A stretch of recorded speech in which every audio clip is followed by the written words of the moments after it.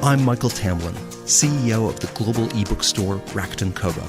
We have a regular procession of authors who visit the Kobo offices. While they're here, I get a chance to learn a bit about their careers, creative process, and their reading and writing lives. And hopefully, you will too. Welcome to Kobo in Conversation. I'm Michael Tamblyn, CEO of Rakuten Kobo. My guest today is Dr. Julia Shaw. Dr. Shaw is a researcher and professor at University College London with a focus on criminal behavior. She's an expert witness, a startup founder, and author of The Memory Illusion. As with each of our guests, we ask her to tell us about books from 3 times in her life.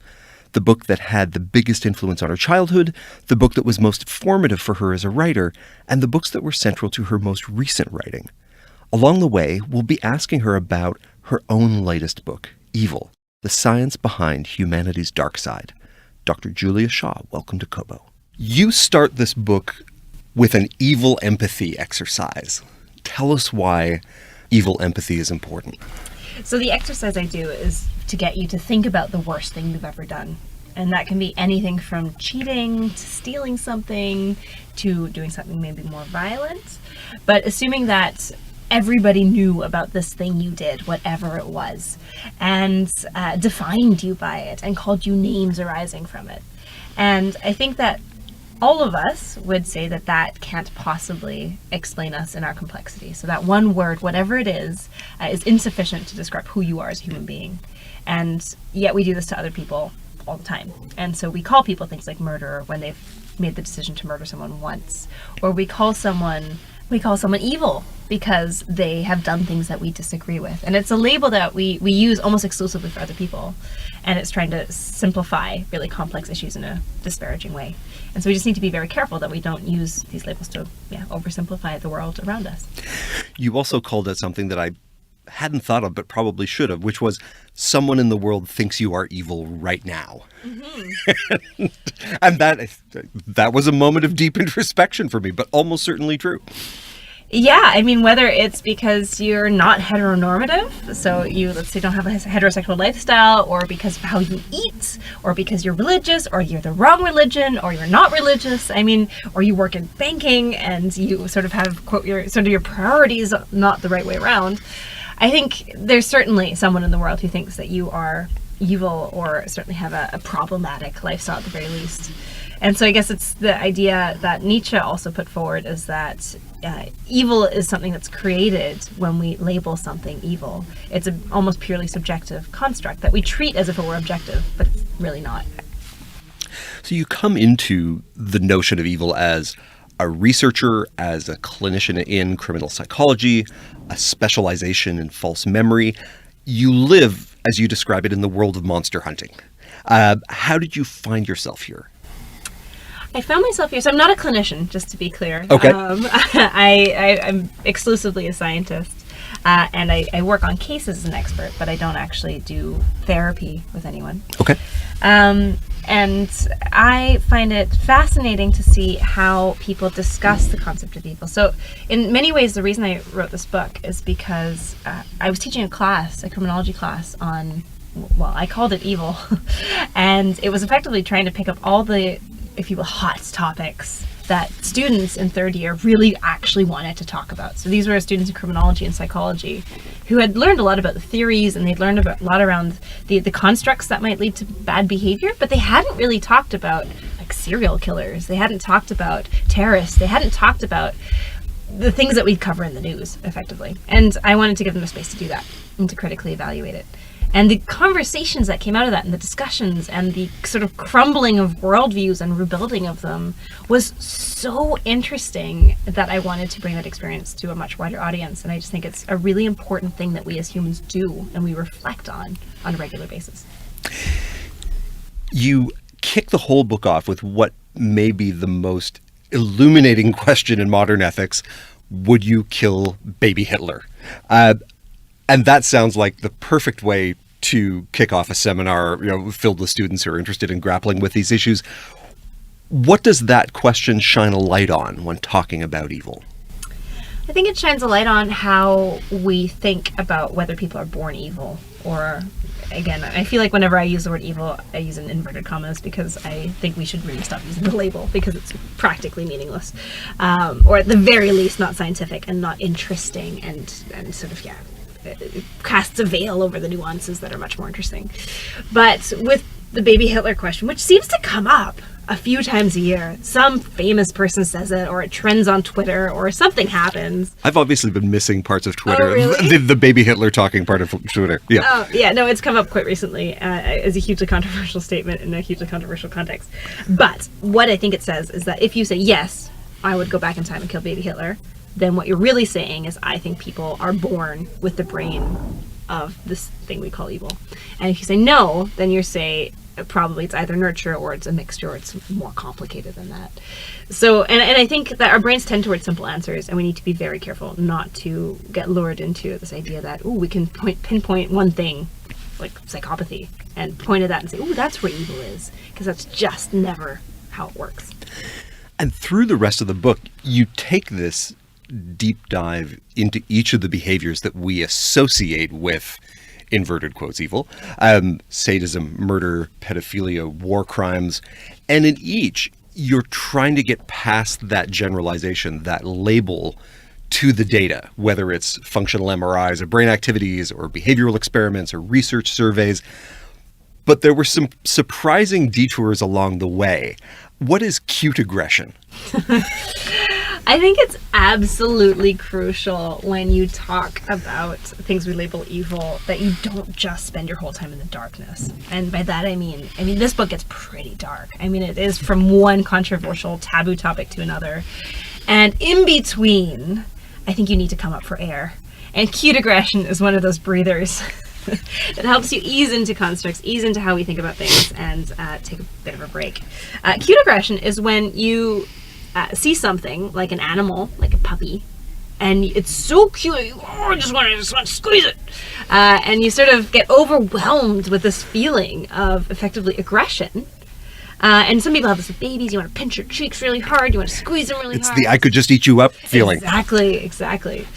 And people get weirded out by the fact that they have this, and sort of like I have it towards my partner. Like I want to just squeeze it, and it's weird. And I didn't understand it until recently, and I found out that it turns out our brains effectively have these what are called dimorphous displays of emotion.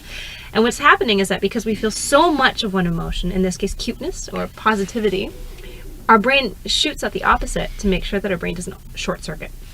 And so it's the same reason why we laugh at a funeral, why we cry at a wedding. Those are all sort of opposites, right? And it's effectively the brain trying to protect itself from too much of any one thing. And so is it a balancing? Is it an attempt to create a countervailing reaction? Yeah, it's a balancing of the brain, probably, as far as we understand. It's a perfectly normal thing to feel as well. Not to say that everybody feels it, but a lot of people do. And you shouldn't be worried about it. And I think this is where the evil certainly tries to go into things that, what should I be worried about? What thought patterns are bad? And in this case, this is a pseudo-aggressive thought pattern. You do not need to be worried.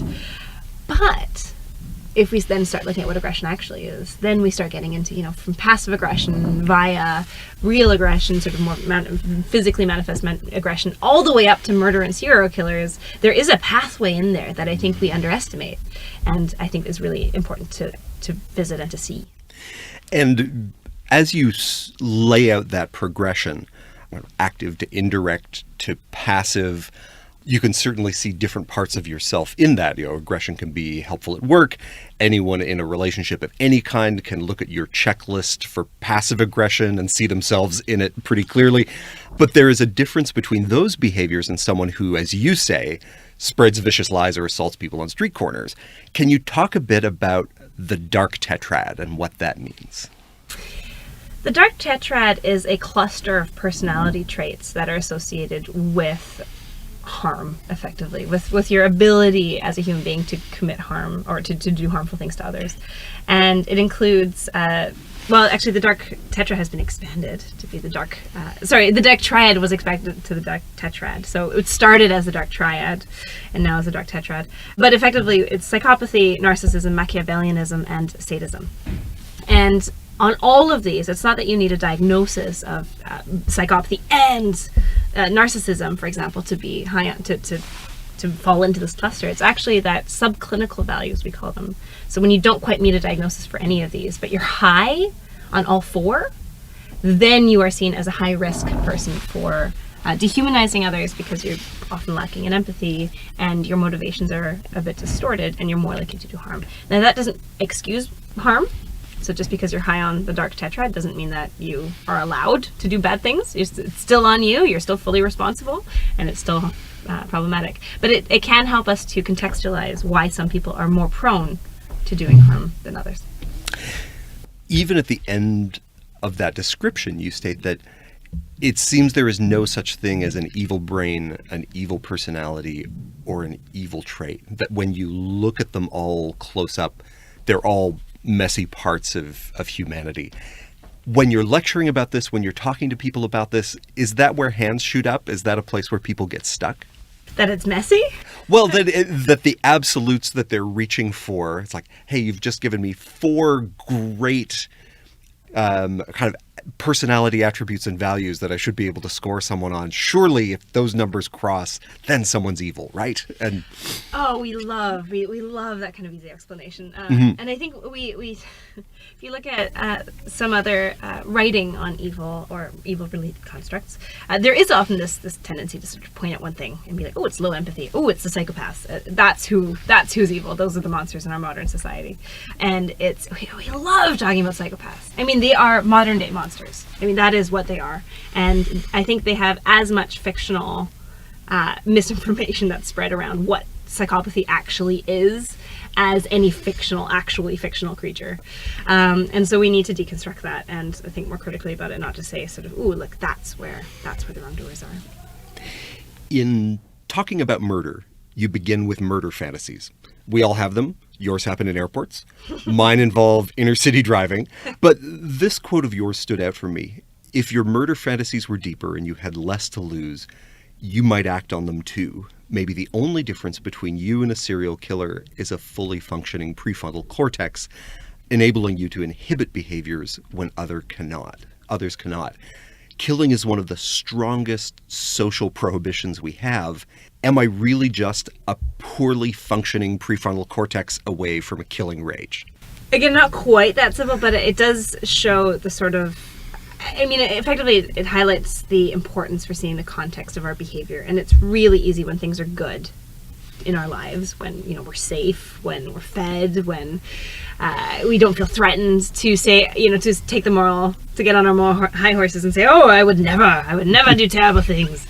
And that's really easy. And instead, I think we need to assume that we're all capable of harm. And if you look at war, if you look at some of the worst atrocities that humans have been responsible for, including things like genocide, I mean, those constructs fall apart really quickly given the right circumstances. And we need to be on high alert at all times that our moral compass can really go askew. So I think with that, it's more sort of saying, you know, maybe if situations were a bit worse, maybe if you had a bit more to drink, maybe if you didn't engage your decision making at the right time, you would also be capable of murder. And I think we're all capable of murder, and we need to not just look at sort of documentaries and point at people and go, ooh, that's fascinating because that other person had such a, for example, bad childhood, that must be the reason why people murder. No. Introspect, think about how you could be capable of these things as well. Murder we understand as a part of a discussion of evil, but let's talk about creepiness. Mm-hmm. How does creepiness fit in to kind of the taxonomy of evil? Creepiness is so firmly associated with evil that, I mean, I feel like if you watch a movie, you can pretty much, without even knowing anything about the characters, pick out which one's going to be the villain most of the time. So there's this sort of look that they have. There's maybe something in their eyes. There's maybe, and this is in the especially more historic characterizations of creepiness, maybe there's a physical abnormality, something that defines them in some way, and makes them look not like the average individual. And I think that with creepiness, we need to be very careful that we're not letting our creepiness radars lead us astray, because we have weird associations. So until recently, there wasn't any research on creepiness. and to what people actually mean when they say that. And so when you look at the characteristics that have emerged from this new body of research, people say things like, long fingers are creepy. What? Not showering, that, being too close physically, relentlessly steering the conversation towards one topic. Some social, some physical, some other attributes. But what effectively is happening is that we're making a snap decision as to whether we can trust somebody or not. And more often than not, or about half the time, based on research, that is just, we're about as good as tossing a coin.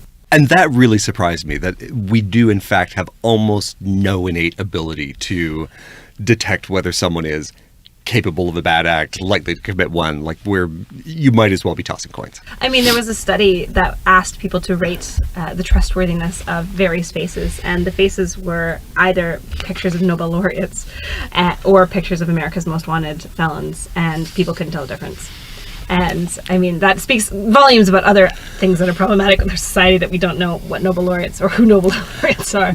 But it also just suggests that we're really, really bad at relying on this creepiness radar, and we need to be very careful that we don't dehumanize people just because of the way they look and because of assumptions we make about them. You take a kind of sidebar from acts that are thought of as evil to talk about technology as a medium in which evil happens. Mm-hmm. You have your own ambiguous relationship with technology. There's a common perception that technology is neither good nor bad, but can be used either way. Why include it in a book about evil? I think it's absolutely critical that we start talking more about cybercrime, and we have it as a fundamental part of our discussions around wrongdoing and harm and criminality. And I think it's something, and I address this in the book, I continue to be shocked. Like picture me as the surprise emoji with the scream emoji going, ah! Every time somebody says to me that they don't have a cybercrime, lecture, ideally they should have a track in their criminology or psychology department. This should be standard. This is not something that we should reserve for, quote, the nerds over in engineering or computer science. This is something that affects us on such a fundamental level every single day. And most crimes now are committed online, that omitting it from a book on evil, I think, would be really problematic, because we need to bring technology into this conversation. So if you were designing a new criminology curriculum from scratch that included this field in it, what are some of the hot button topics you would hope that researchers would be diving heavily into that they're not yet today? There are some researchers that are diving into these issues, and there's actually a whole area called crime science, which is trying to take an interdisciplinary approach to dealing with crime, and that includes incorporating technology. There is also, there is a field of study of cybercrime. It's just almost never in criminology departments. Mm-hmm. And that's what surprises me. It's usually in computer science. It's how to do it, not why does it get done. And how do we build a firewall to stop it, rather than exactly why does it happen? And again, it's not to sort of undervalue that police as well often have a cybercrime task force or something similar, but that is also usually so small compared to their other units, when it should really be center stage. So I think that the biggest question is the question that really everyone's interested in is, at what point is sort of AI evil? I think that's the sort of dystopian in all of us who's we want to know, when is it going to take over? But the more realistic question is, how do we use it to commit harm, and why? And do existing criminological and psychological theories apply to understanding why people commit crime online? Or is this a new form of crime? And in your view, is it a new form of crime? Are we building new kinds of harm as the result of technology, or are these repackaging of existing harms in new medium? Or the quote that's used, is this old wine in new bottles? I feel like that quote itself dates the person who said it. I would have to get the patches on my tweed jacket to be able to deliver that one, I think. I feel like that in and of itself might be indicative of the problem. But we would probably be in a way better room. There would be there would be sort of hardcover books all around, and there would be leather covered chairs. It'd be a lovely place. It would smell wonderful. It would smell wonderful. But there are undoubtedly new types of crime that are emerging, but a lot of what we do online is just a magnified version or a non-physical version of what we do offline. So theft is a good example. Stealing financial resources from people is something you do both in person and you do online. Bullying, I mean, cyberbullying, trolls, that kind of harassment online also happens offline. But there we know that it's easier to do it online, partly because you might think you can't get caught, sort of the anonymity aspect of it, partly because you have less of a filter because you're not sitting in front of someone's face and you don't have the repercussions of that. And partly because it's really easy to dehumanize people and have a flat experience and just forget that there are people there at all. And so you act in ways that you just wouldn't offline. And that we know that that's something the internet facilitates, that it facilitates that kind of bad behavior, and that we need to take precautions in how we deal with that. Towards the end of the book, you explore the ideas of compliance and I think what could best be described as the evil of following orders. If murder and aggression tend to be intimate, or at least one-to-one, person-to-person acts, this is where we find the most sweeping acts of genocide, mass rape, ethnic cleansing. But even here, where we find Nazis and torturers and mass murderers, you have trouble finding evil as a concept. Instead, you find a set of individual behaviors and pathologies.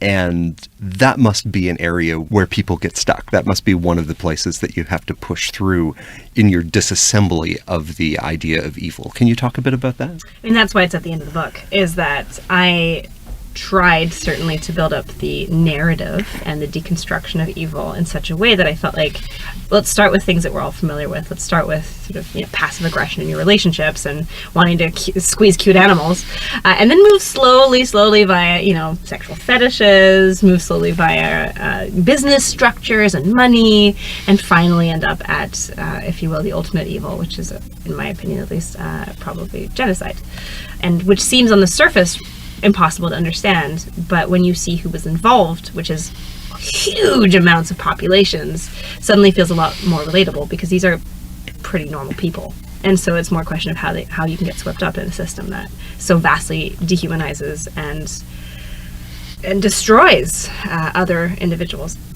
So I mean, I don't know that it's not that it gets pushed back. I mean, I'm not saying anything that I don't think hasn't been said before.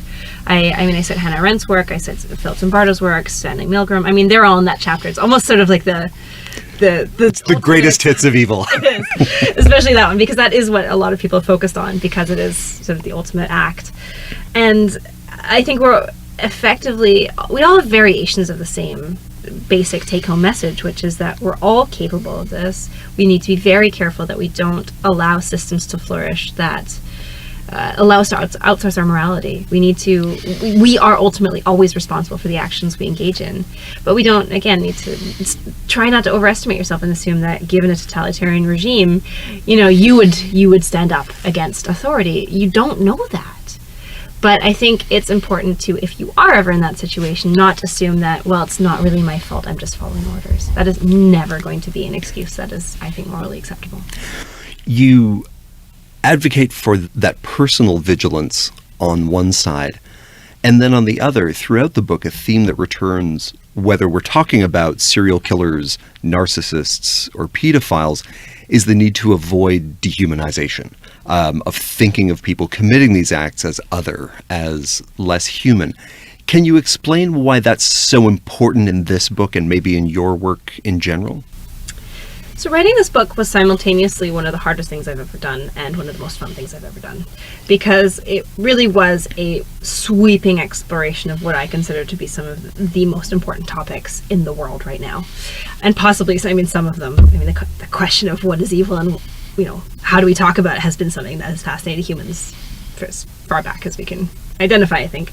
But it was, I think, the biggest thing that we need to take out of it is to, whatever you see as the worst in society, and this was why it was tough to write for me as well. And for me, it's slavery. For me, it's child sexual abuse. For me, there are certain topics that are just I had to step away from, I needed to come back to, because it's really hard to see the humanity in certain acts and in certain people. And just because something's difficult, that doesn't mean we shouldn't try. And so I would hate to not try and find the humanity in everyone. That's what I tried to do. And I think we absolutely need to all be doing that all the time. And just don't use the word evil. It's lazy. Instead, try to figure out why people actually do these things, because otherwise we're never going to be able to prevent that behavior from happening. So don't dehumanize, and even the worst serial killers or people who commit terrible, terrible things, I think, instead describe what it is about that behavior that you find so terrible, and again, how we can tackle it. Professor Zimbardo, who's the architect of the famous or maybe infamous Stanford Prison Experiment, is now working on how to create the conditions for heroism rather than cruelty and oppression, which was a moment of great hopefulness for me as we were getting towards the end of this book. Does thinking about evil give us better tools for understanding what it means to be good, or to be good in society? Yes. So I think it's almost a prerequisite, I think, really, is to think about why we do bad things. It also helps us understand why we do good things. But in some ways, we need to understand the bad in order to contextualize the good. And for heroism, I mean, there's different ways in which we can deviate from the norm. One is to commit crime.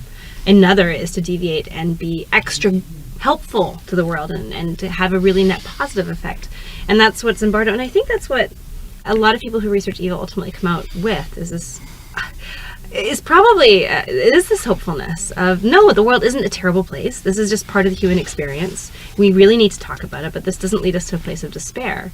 It just leads us to a place where we need to tackle these issues. And for his message, we need to think about how we can be heroes. And in doing thought experiments around moral dilemmas, around evil, it can actually lead us to think through how we would react positively to those situations, which prepares us to better deal with the situations if they actually arise. And that notion of essentially training yourself and preparing yourself to be good, Exactly. that it doesn't happen spontaneously. You have to put yourself in places over and over again where that can happen. Exactly. Zimbardo also reviewed the book. Did he? He did. What did he say? He called it a masterpiece. Excellent. I mean, I don't know that it is, but when I got the review back from Zimbardo, I was like, oh my god. the sort of leading expert on evil, and he is in fact still alive.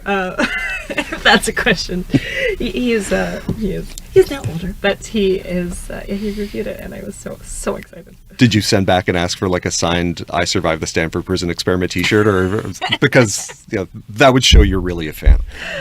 Did you ever think, growing up, that you would spend your time working on serial killers and criminal psychology? Probably from the moment I chose criminal psychology as my field of study, I probably did, which was an undergrad. Okay. Before then, I don't think I would have put it past myself, like as a child. I've always liked talking about things that other people don't like talking about and things that I consider really important topics. But the other thing I quite like is making people feel uncomfortable. I really like watching people squirm when we're talking about difficult issues, and sort of, again, that sort of reflection that comes with that. Sort of, how do I actually feel about this? And I find that really fun to engage with. But I don't know that I would have, as a little girl, known that I was going to be into this. What did you want to do when you were like 9, 10, 11? What was the chosen career then? Probably veterinarian. I don't remember. I did have this brilliant picture that I'd apparently drawn when I was like 6 of my mom, and apparently I was, my future was birthing enough children to have my own football team, like soccer team. That was my goal as a 6-year-old. Thanks, society. Wow. Okay. Teaching little girls that that's their greatest contribution. There you go. But I did want to be like the manager of my own soccer team, effectively. So you're basically building a dynasty is what you're doing. I drew them as like from like little babies up to... Well, they're not all the same age. Exactly. I recognize that at least. But I've flourished as my goals, and I've grown in my feminism since then. Glad to see. Tell me about the most formative books from your childhood. Which were the ones that you felt really turned your head when you were young? What did I tell you earlier? Ahem. What you wrote. I read a tremendous number of books as a kid. Still do! ! But some that come to mind are Sophie's World, the Goosebumps series, and The Hitchhiker's Guide to the Galaxy by Douglas Adams. How would you respond? Thank you for that prompt.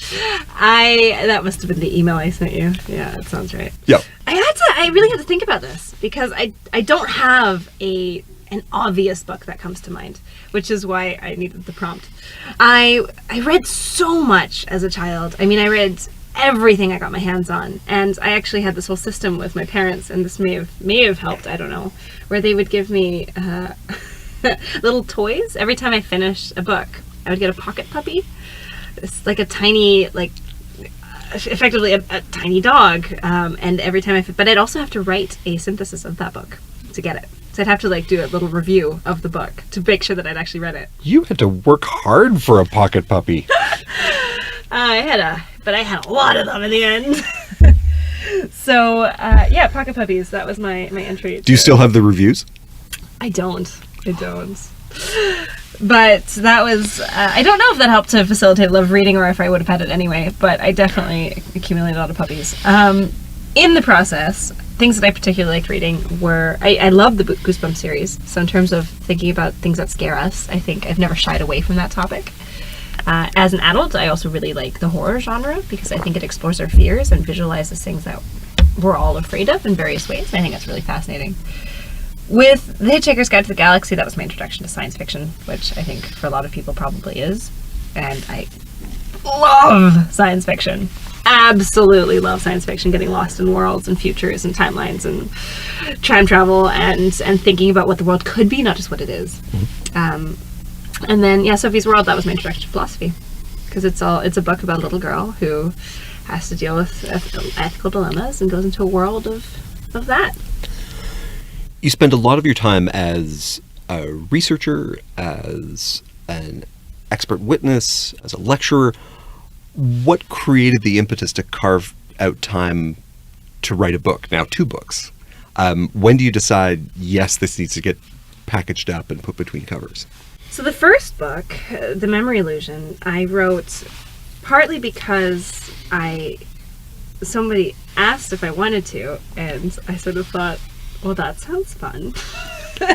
So I accidentally fell into my first book. I mean, I genuinely had been interviewed about my research on false memories, where I implanted false memories of committing crime in what ended up being a sort of viral study, and had a lot more impact than I was expecting it to. And I got interviewed in the Evening Standard, which is like a free newspaper, and a literary agent read this. It was like on page like 105. I mean, it was not a prominent piece. And she read it, and she said, "Do you want to go for coffee?" And from that coffee, she's like, "You should write a book about this." I was like, "No, me. I just finished my PhD." But then I thought, why not? We don't have enough female authors. We don't have enough young voices in this conversation. And there, at that time, wasn't a popular science book on false memories, especially not going beyond what's called the Satanic Panic, which is about historic child sexual abuse cases. So a very specific application of questions around memory and therapy and abuses of that. And so that was the first one. So I really thought the world needed to know about what we were doing in science, and that's why I wrote the first one. But the evil, it goes even further, is that I write books that I think the world will benefit from, that I think the world, to say the world needs, I don't know if that's right, but I think it's going to make the world a better place somehow, to change people's opinions and get them to question certain things. And I think that's what drove me to evil. And it's fascinating. It's really fun to work on these books. And were there things that you took from the experience of writing the first one that have been reflected in the second one, either in terms of process or how you approach the topic? Is this something that you're sort of developing as you go along? I think you're always growing as a writer, or I certainly am, and I certainly hope that I am as well. So, come book 4, I hope that I'm quite a different writer than I am now. But I think the main lesson, sort of learnings from the first book, one of them is nobody really knows what they're doing. And so it's not just you. I think I assumed that people around me would somehow have magical answers to what the right book would look like how to write this correctly, as if that was like a tick box and you could be, this is a correct book. Turns out that's not a thing. And so in my second book, I definitely became more sure of what I wanted to say and how I wanted to say it. And I overleft less to the editor, if you will. Not to say that I don't think editing is important, it is, but I think you do grow in confidence, and I think that's a good thing. And yeah, just, I guess, especially for emerging authors, like, nobody knows what they're doing. It's not just you. We're all just pretending to be adults. And so, yeah, listen to advice, but also listen to your own gut feeling in many, many instances. What were the books that were central to the writing of this current book? So, as you have on your list that I've sent you. Now you're revealing the whole secret process. Again, we're all just pretending to be adults. I mean, one that's quoted quite often in the book is Nietzsche, Beyond Good and Evil. I actually quote Nietzsche in various ways. And I found... So he effectively breaks down this whole construct of that there's no such thing as objective evil. There's only subjective interpretations of evil. He specifically comes at it critiquing religion. So that's his big angle. Beyond Good and Evil is a weird read for a female author in particular, because the first half I was effectively like, yeah, you're my soulmate, you know, I'm totally going along, yes, this is pretty much exactly how I feel. Get to the second half of the book, and it's deeply sexist, even for the time. And then you immediately flip to asshole. Oh, totally. And it is a conflicting situation to find yourself in, where you're like, I really like this part of what he does, but he would probably disagree with the fact that I even write books, because he thinks that women belong effectively in the kitchen and are mentally inferior. So, ugh. Not just books, but probably whole being, scientist, researcher, professional, yeah. Probably wouldn't have gone on with lots of men at that time, though. But if you'd stuck with the soccer team plan, I think he would have been totally down with that. But nonetheless, he had a huge impact, as a number of other philosophers, but him in particular. I mean, the classic Hannah Arendt's Eichmann in Jerusalem is who coined the term the banality of evil, and sort of deconstructing who is capable of great harm, and sort of effectively saying that, you know what, it probably could be all of us, and it's not these monsters who we picture in movies and books. It's you and I, and we need to be much more conscious of that. And then Dan Ariely. Dan Ariely was a huge influence on me as a scientist, because it sort of showed that you can do science and you can communicate it to the public. And he was, I think, my first platonic sort of popular science love, where The Honest Truth About Dishonesty, where it showed that, how everyone is capable of being dishonest and we lie all the time, and why that might be the case, and using behavioral economics to debunk it. I think that to me showed that you can have this life outside of academia and really inspire change in people and the way they think. And I think that's not an option that a lot of academics are told they have. And so you need role models for that. And it certainly seems to be one that you have taken up yourself. Oh, thanks. Thank you so much for spending time with us today. Thank you for having me. That's it for this episode of Kobo in Conversation, a podcast about books and the authors who write them. To discover the books you just heard about, or to follow us, please visit www.kobo.com/conversation. This podcast is produced at the Kobo Audiobook Studios here in Liberty Village in Toronto, Ontario,